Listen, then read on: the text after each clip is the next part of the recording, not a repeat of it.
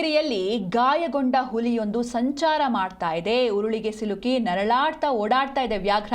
ಚಿಕ್ಕಮಗಳೂರು ತಾಲೂಕಿನ ಮುಳ್ಳಯ್ಯನಗಿರಿ ತಪ್ಪಲು ಇದು 700 ಖಾನ್ ಎಸ್ಟೇಟ್ ಬಳಿ ಹುಲಿ ಪತ್ತೆಯಾಗಿದೆ. ಕೆಲ ದಿನಗಳಿಂದ ಗಾಯಗೊಂಡ ಸ್ಥಿತಿಯಲ್ಲಿ ಇದೆ ಈ ಒಂದು ವ್ಯಾಘ್ರ.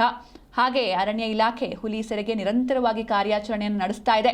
ತೋಟ ಪ್ರದೇಶಗಳಲ್ಲಿ ಕಾರ್ಮಿಕರು ತೆರಳದಂತೆ ಸೂಚನೆಯನ್ನ ನೀಡಲಾಗಿದೆ. ಯಾರೆಲ್ಲ ಪ್ರವಾಸಕ್ಕೆ ಅಂತ ಹೊರಟಿದ್ದೀರಾ ಮುಳ್ಳಯ್ಯನಗಿರಿಗೆ, ಒಂದಷ್ಟು ಎಚ್ಚರಿಕೆಯನ್ನು ವಹಿಸಬೇಕಾಗುತ್ತೆ. ಯಾಕಂದ್ರೆ ಉರುಳಿಗೆ ಸಿಲುಕಿ ಗಾಯಗೊಂಡ ಹುಲಿ ನರಳಾಡ್ತಾ ಓಡಾಡ್ತಾ ಇದೆ.